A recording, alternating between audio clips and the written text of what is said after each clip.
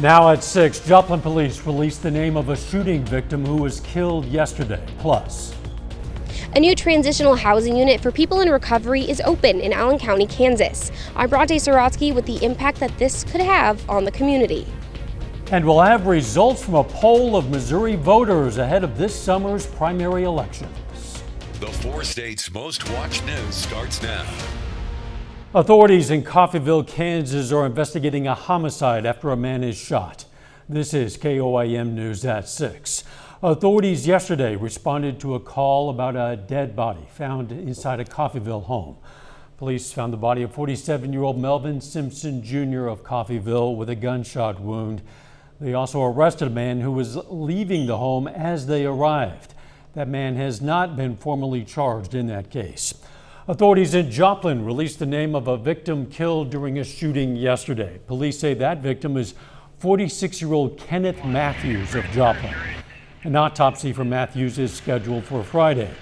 Authorities are not yet releasing the name of a second victim who was shot but remains in critical condition. Shooting happened just after 6 p.m. yesterday near the intersection of 5th and Connor. Police say the suspect drove off after the shooting in a dark-colored vehicle. Kind of muggy out there at the moment. Let's check in with Doug Heddy. It is. We had the scattered showers and thunderstorms during the morning hours, especially on the Kansas and the Oklahoma side. And then once we got into the afternoon, sun popped out and then we started to heat up. We actually do have a severe threat, at least a low threat, areas along and north of I-44. And this is a late night threat, mainly after 10 p.m. Let's say 10 p.m. until 4 o'clock in the morning. Main threat here is going to be hail and wind. I'm going to keep all the threats low. But of course, I'm going to keep my eyes on those as we go through the next few hours. Nothing going on outside right now. If you have any outdoor activities the next few hours, it looks fine. Thunderstorms starting to develop along the Kansas and Nebraska state line. So we got to see how all these evolve, and then they're going to head toward us as we go through the overnight hours for us tonight. But again, this is pretty late night. This is after 10, 11, 12 a.m. for us tonight. Of course, I'm going to break this all down for you here in just a bit. See you then. Southeast Kansans struggling with addiction now have a new safe place to get clean.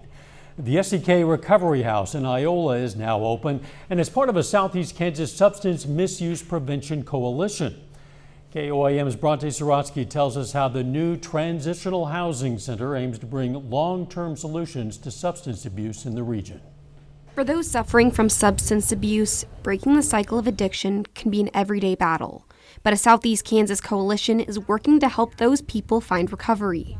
When you're coming from inpatient treatment back into your home, it could be an unsafe environment, could be the environment that you maybe went to jail from. If it's still unsafe as far as people still using substances or not just having a good recovery support network at home, our house here is meant to alleviate some of that, some of the barriers to attaining recovery and long-term sobriety. That house is now known as the SEK Recovery House, and on Tuesday celebrated an official opening. The project started as an idea back in October, and now 7 months later, is a reality. We work with our residents to help them obtain employment and transition into more permanent housing.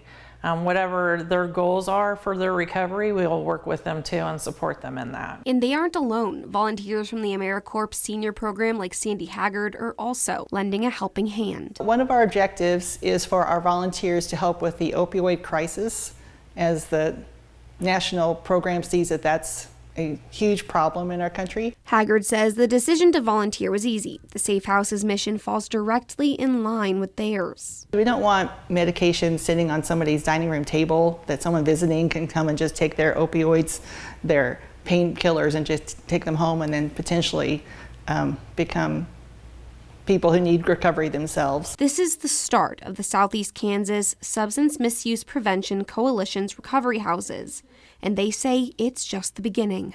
In Iola, Bronte Swarovski, KOAM News. The coalition says in the future they hope to bring recovery houses to all 6 counties they serve.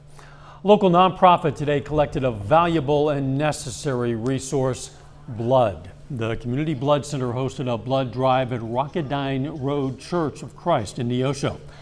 Blood Center is based out of Springfield and supplies blood to more than 40 hospitals in the 4 states. We need at least 250 units of blood every day because we supply 40 hospitals, southern Missouri, Kansas, and Arkansas. And there's people every day that have to have blood to stay alive. And we have to have volunteers to give, and only about 5% of the population actually give blood. Officials say every donation could save up to 3 lives. KOAM is partnering with Missouri TV stations that are owned by Gray Television for a series of polls on a variety of topics. The online surveys were conducted last week by Survey USA. Jordan Abbey reports on some questions about primary voting and general election preference. Results from the Survey USA election poll show 82% of the 2,175 poll respondents are registered to vote in Missouri. Almost 1,800 registered Missouri voters were asked how likely it is they will vote in the August primary election for U.S. Senate. 55% of them said certain to vote. 73% of respondents ages 65 and older are certain to vote. 41% of respondents ages 18 to 34 are certain to vote. More than 1,300 likely primary voters were asked if they will vote in the Republican or Democratic primary. 96% of Republicans plan on voting in the Republican primary, while 94% of Democrats said they will vote in the Democratic primary. Almost 1,900 voters were asked how much confidence they have votes cast in the primary election for U.S. Senate will be counted accurately. 36% said some confidence, 34% chose full confidence. You can visit our website for many more findings of this voting poll. Tonight at 10, we're going to hear which Republican and Democratic candidates have more support right now. We're also going to hear how much voters care about an endorsement from Donald Trump, and we're going to have other polling results throughout this week. Fort Scott School District today announced its new superintendent, Destry Brown. Brown is currently serving as superintendent of schools in Clinton, Missouri, but he's no stranger to Southeast Kansas. He's a Fort Scott native, and he used to be the superintendent of schools in Pittsburgh and Frontenac. Brown will officially take over as the Fort Scott superintendent on July 1st. Coming up, details on a crash in Delaware County, Oklahoma that left one woman dead. Plus, authorities in Missouri arrest a suspect accused of kidnapping and torturing a woman. Make sure you're A Grove, Oklahoma woman is dead after a crash in Delaware County. Authorities say 68-year-old Donna Hill was driving west on County Road East 260, about 3.5 miles north of Grove. She attempted to turn south on State Highway 10 and was hit by a pickup. Hill was taken to the hospital where she was pronounced dead. The driver of the pickup was taken to the hospital in good condition. The Clinton County, Missouri Sheriff is investigating reports of a woman who was assaulted and tortured for 2 days. Authorities were alerted on Saturday when a 911 call came from a home in the Lake Arrowhead area. Deputies have since made an arrest and the suspect is in jail. Reporter Sharon Chen has more from Plattsburgh, Missouri.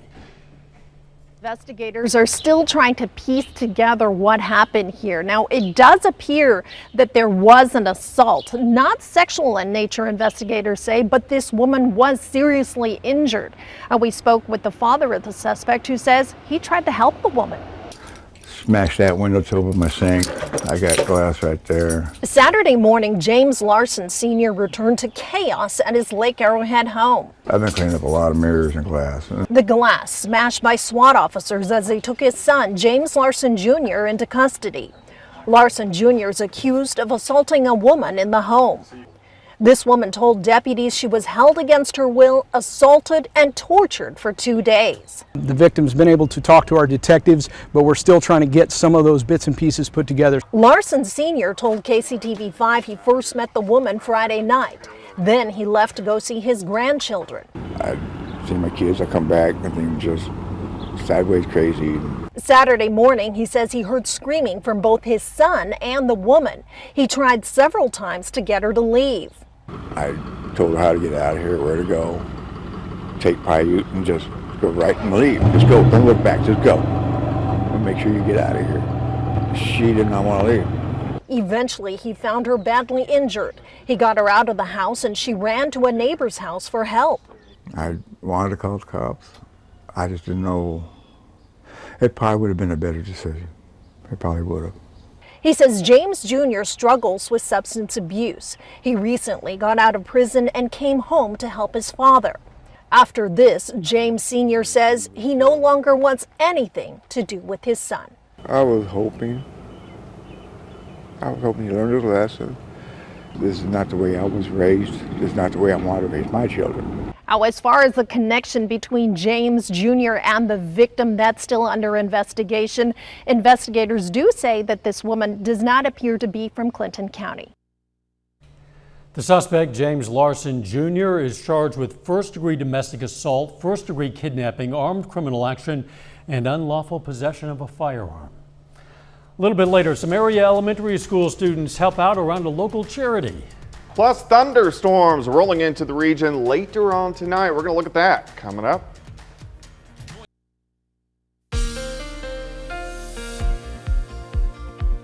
Well, we got some scattered showers, thunderstorms during the morning hours. Most of these were on the Kansas and the Oklahoma side.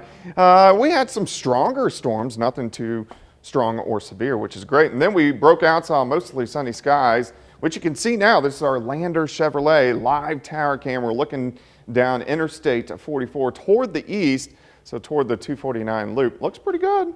We have pretty much clear skies right now, but we are going to get some clouds. We are going to get some scattered showers and thunderstorms in here tonight.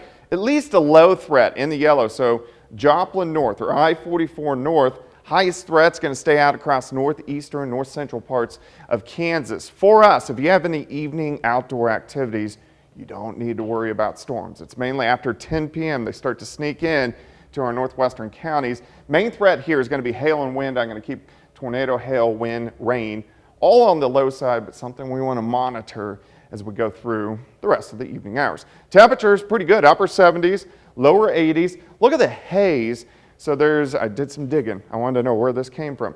The wildfires out in New Mexico, so that has kind of sunk in. So that's why we have that hazy look outside. 79 south winds, 10 to 15, humidity at 64. Drop back through the 70s. Thunderstorm chances start to increase late this evening. Eventually we drop back into the mid to upper 60s. We look fine now. It's just hazy across the region. We're watching thunderstorms northern Missouri and then developing along the state line of Kansas and Nebraska. You can see a big severe thunderstorm watch in effect across north central parts of Kansas. But we need to see what this line does as it drifts southeast. But most likely it's this activity which will start to affect us a little bit later on tonight. So you can see we're down here, way up here. So it's a long ways away. So we got many, many hours before we get thunderstorms in here. All right, let's go through time. Here's 9 p.m. You can see the activity to our northwest. We're still good. After 9, 10 o'clock, here's 11 p.m. And I kind of blended some models here, so don't take this as exact. This just gives you an idea of where thunderstorms could be. But strong to severe working in after 10 p.m. These will continue, periods of showers and thunderstorms, main threat, hail and wind. Here's after midnight. You can still see most of the metro, not much going on. This is mainly from Pittsburgh, Lamar north. Scattered thunderstorms continue, severe threat continues. Here's 2:30 in the morning. Things start to wind down after 4 o'clock in the morning.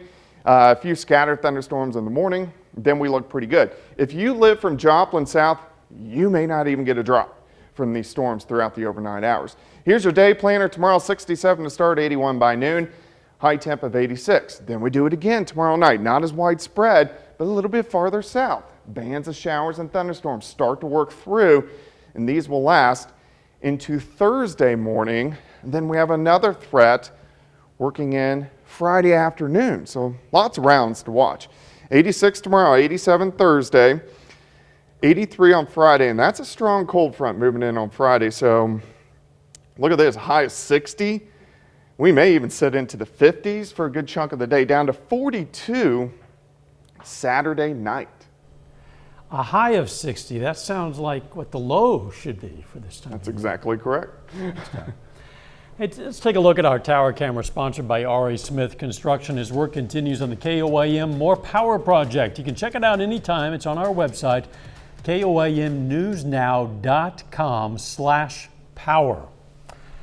Some local elementary school students volunteered their time today to help those in need. 5th grade students from Mound Valley Grade School in Mound Valley, Kansas, helped clean the Ronald McDonald House in Joplin. Students also donated aluminum tabs they've been collecting. The class's teacher stayed at the house in the past, so she knows firsthand how impactful it is. I just want my kids to know about the opportunities that are out there to help others, and Ronald McDonald House is just one of many ways that they can choose kindness and pay it forward and help others. Shaw says she's been taking students to the Ronald McDonald House for more than a decade. Still ahead, we're going to learn about a Missouri kindergartner's journey to become eligible for a life-saving kidney transplant.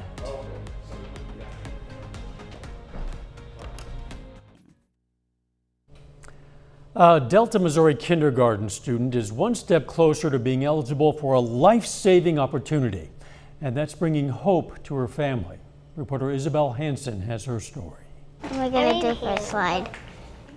Big slide. Like any There goes 6-year-old, Lola Johnson loves to draw. Where's yellow? But with a kidney cancer diagnosis at 10 months old and living with end-stage renal disease, Lola deals with challenges no 6-year-old should have to experience. She's tethered to her machine 7 nights a week for 12 hours a night. She can't take baths like a normal 6-year-old. She can't go swimming. She can't do overnights. Lola's mom, Kristen Hurt, says Lola will be activated on the kidney transplant list in 1 week.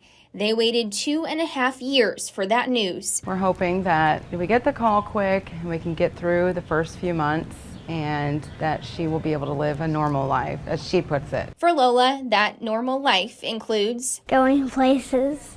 Going places? Yeah. Where do you want to go? My teacher's house.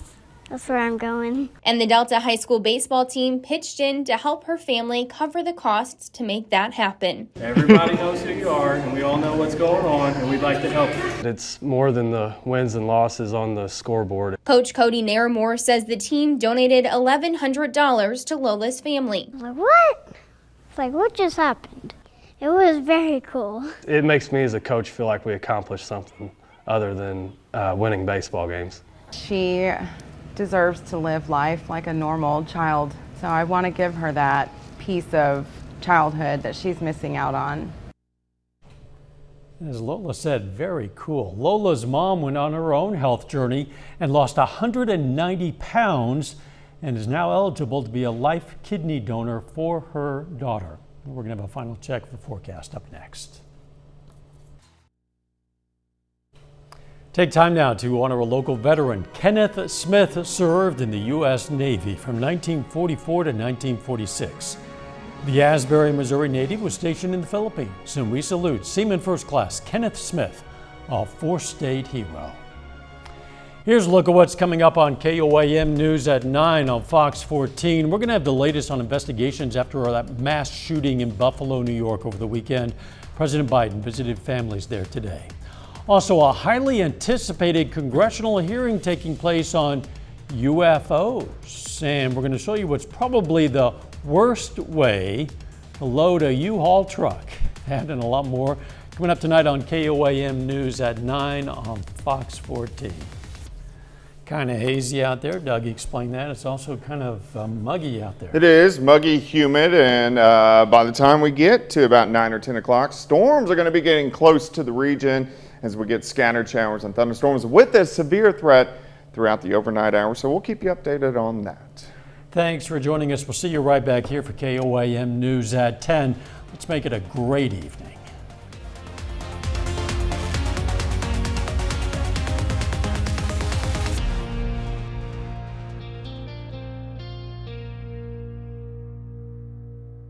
Salon Service is